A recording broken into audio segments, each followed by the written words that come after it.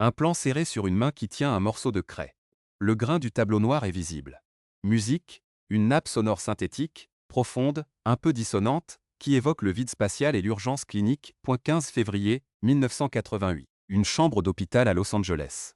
Un homme dévasté par le cancer ouvre les yeux, regarde sa sœur Joanne, et livre ses derniers mots au monde: « Je détesterais en mourir 2 fois. C'est tellement ennuyeux. » Rien de profond, rien de spirituel. Pas de sagesse de fin de vie. Juste le dédain d'un homme face à la répétition sans découverte. Et au même moment, à l'autre bout de la ville, sur un tableau noir resté intact dans son bureau du Caltech, 7 mots défient le silence. Ce que je ne peux pas créer, je ne le comprends pas. Entre ces deux phrases, l'ennui de la mort et l'exigence de la création, se cache une vérité si brutale qu'elle pulvérise tout ce que l'école vous a vendu sur l'intelligence. Vous avez passé 20 ans sur des bancs. Vous avez des diplômes encadrés. Vous avez passé des tests. Et pourtant, rien de tout cela ne vous a appris ce que Richard Feynman savait depuis le début. Vous ne comprenez absolument rien à ce que vous ne pouvez pas reconstruire à partir de zéro. L'école ne vous a jamais appris cela. Elle ne le pouvait pas. Parce que si elle l'avait fait, elle serait devenue inutile. Le message final de Feynman n'était pas un au revoir, c'était un acte d'accusation, une dénonciation de chaque professeur qui vous a fait mémoriser sans comprendre. De chaque test qui a récompensé la régurgitation plutôt que la genèse. De chaque diplôme qui a certifié votre obéissance au lieu de votre compétence. Vous avez cru au système. Vous avez pensé que réussir signifiait apprendre. Vous avez cru que les notes étaient une mesure de votre esprit. Mais Feynman est mort en sachant que vous étiez des intellectuels impuissants. Vous savez réciter des faits. Vous savez citer des sources. Mais essayez un instant. Prenez un concept que vous pensez maîtriser. Retirez les livres, retirez Google, retirez vos notes. Dérivez-le, reconstruisez-le, prouvez-le par la logique pure. Vous ne pouvez pas. Et ce n'est pas un accident. C'est le design même de votre éducation, vous transformer en consommateur de savoir, pas en créateur de réalité. Le mensonge a commencé tôt. Primaire, collège, lycée. Le même mouille répété pendant 12 ans, l'enseignant parle, vous écoutez. L'enseignant écrit, vous copiez. L'enseignant teste, vous mémorisez. Ils ont appelé cela l'éducation. Ils l'ont mesuré avec des notes et certifié, avec des diplômes. Mais Feynman, lui, disait que ce système vous entraînait à l'impuissance intellectuelle. Vous pouvez réciter des lois, citer des auteurs. Mais voici ce que l'école ne vous a jamais demandé de faire. Reconstruire la connaissance, à partir de rien. Prenez un concept, n'importe lequel. Et dérivez-le vous-même en utilisant uniquement les premiers principes.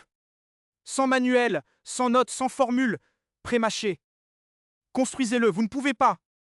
Et ce n'est pas un manque de talent, c'est une programmation. Feynman a passé sa carrière à faire exactement l'inverse de ce qu'on vous a enseigné. Alors que les autres physiciens mémorisaient des équations, il les redérivait. Alors que les étudiants griffonnaient les paroles des professeurs, Feynman restait assis devant un cahier vide. Ses camarades à MIT pensaient qu'il était un génie surnaturel. Il se trompait, il refusait simplement de simuler la compréhension. Voyez-vous la nuance? Pour le système scolaire, comprendre signifie reconnaître.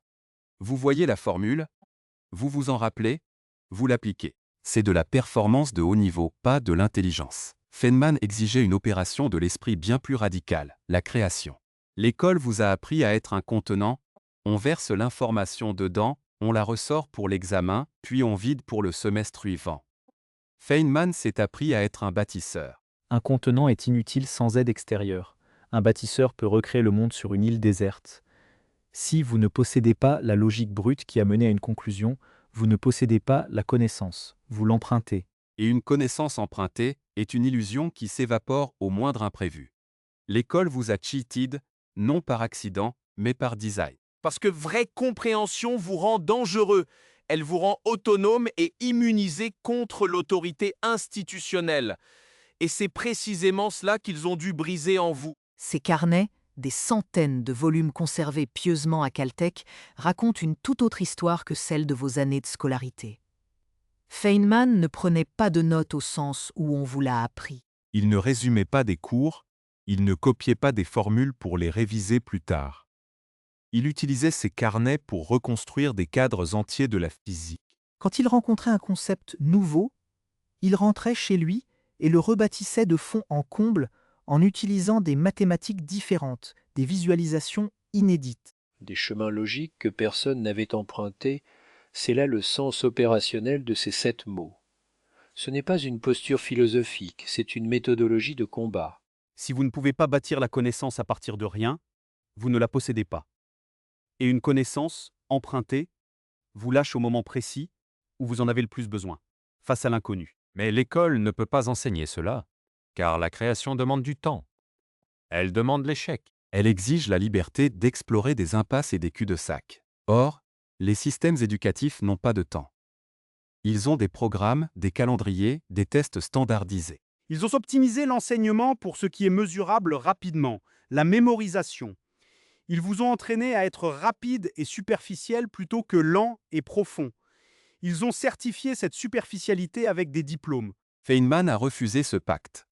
Il a compris que l'école vous donne une seule route, la route du prof, et teste votre capacité à ne pas en sortir. Mais suivre des directions n'est pas comprendre, c'est obéir. Comprendre, c'est être capable de trouver 10 chemins différents pour arriver au même sommet. Si tous les chemins convergent, alors votre compréhension est réelle. Si vous n'avez qu'un seul sentier et que vous trébuchez, vous êtes perdu. L'école a remplacé la boussole par un rail. Elle vous a appris à demander « Quelle formule je dois utiliser ?» au lieu de « Comment puis-je créer une solution ?» Et vous avez obtenu votre diplôme en croyant que c'était la même chose. Le tableau noir de Feynman est le miroir qui révèle votre nudité intellectuelle. Mais voici le paradoxe. Ce besoin de tout recréer n'est pas qu'une affaire de physique. C'est une affaire de vie ou de mort. Octobre 1946. 16 mois après la mort de sa première femme, Arlène, Richard scelle une lettre qu'il ne postera jamais. Elle ne sera découverte qu'à sa propre mort en 1988. Dedans il écrit « Je t'adore ma chérie ». Pourquoi un homme si rationnel, si ancré dans le réel, écrirait-il à une morte? Parce que pour Feynman, même l'amour devait être créé pour être compris. Il devait extraire ce sentiment de ses tripes et le poser sur papier pour en saisir la structure logique et émotionnelle. L'école vous a appris que la création a besoin d'une justification, d'une note, d'un public. Feynman, lui, créait pour lui-même dans le vide absolu, parce que c'était le seul moyen de ne pas rester un étranger à sa propre humanité. C'est ici que l'on heurte la barrière ultime, l'entropie. Vous êtes-vous demandé pourquoi il a trouvé sa propre agonie ennuyeuse? C'était un constat scientifique. Le cancer est une répétition biologique sans découverte. C'est le code génétique qui bégaye, une cellule qui se multiplie sans créer de sens. Mourir, c'est voir la complexité ordonnée du vivant s'effondrer lentement dans le bruit blanc. Pour un homme dont l'oxygène était la genèse de la clarté, ce processus était l'insulte suprême. C'était l'échec de la structure face au chaos. Il existe un paradoxe cruel. Plus vous essayez de construire votre propre savoir, plus vous réalisez l'immensité de ce que vous ne maîtrisez pas. Sur son dernier tableau, sous ces 7 mots célèbres, il y avait une liste de sujets. L'anomalie bêta, l'effet Hall, la physique classique non linéaire. À 70 ans sur son lit de mort, il listait encore ceux qu'il n'avait pas encore bâtis. La barrière, ce n'est pas votre intelligence, c'est le temps. L'école a inversé le problème. Elle vous a fait croire que vous saviez tout en vous privant du temps nécessaire pour construire quoi que ce soit par vous-même. Elle a privilégié le vernis sur la charpente. Et le résultat est un monde d'experts, capable de citer des manuels, mais incapable de réparer le monde quand il sort des rails. Le système a peur de la lenteur, car la lenteur est le seul endroit où l'indépendance peut naître. Le tableau noir de Richard Feynman est toujours là, au Caltech. Suspendu, intact, comme un miroir tendu à notre propre ignorance. Ces 7 mots ne sont pas une leçon de physique, ils sont un mode d'emploi pour l'existence. Ce que je ne peux pas créer, je ne le comprends pas.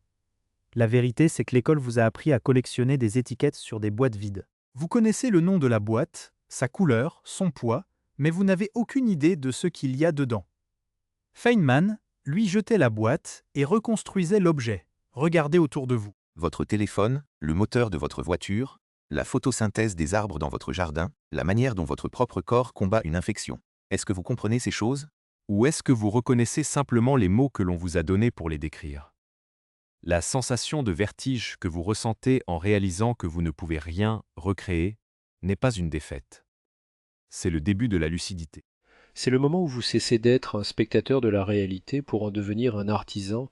On vous a fait croire que le génie était un don du ciel. c'est faux. Le génie de Feynman était une discipline brutale. L'honnêteté de dire « je ne sais pas » tant qu'il n'avait pas posé lui-même chaque brique de l'argument. Cette approche rend le monde infiniment plus beau. Car la beauté du réel ne réside pas dans les faits que l'on mémorise, mais dans la structure que l'on découvre. Comprendre le monde, c'est comme apprendre à jouer d'un instrument plutôt que d'écouter un disque. C'est plus lent, c'est plus dur, mais la musique vous appartient enfin. Vous ne pouvez pas effacer vos années de scolarité. Mais vous pouvez dès aujourd'hui décider de ne plus jamais accepter une explication que vous ne pourriez pas reconstruire par vous-même. Ne soyez plus un consommateur d'idées. Soyez le créateur de votre propre clarté. C'est le seul moyen d'échapper à l'ennui de la répétition. C'est le seul moyen de vivre vraiment avant que le rideau ne tombe. Si tu veux voir le monde tel qu'il est, sans le filtre des manuels, abonne-toi.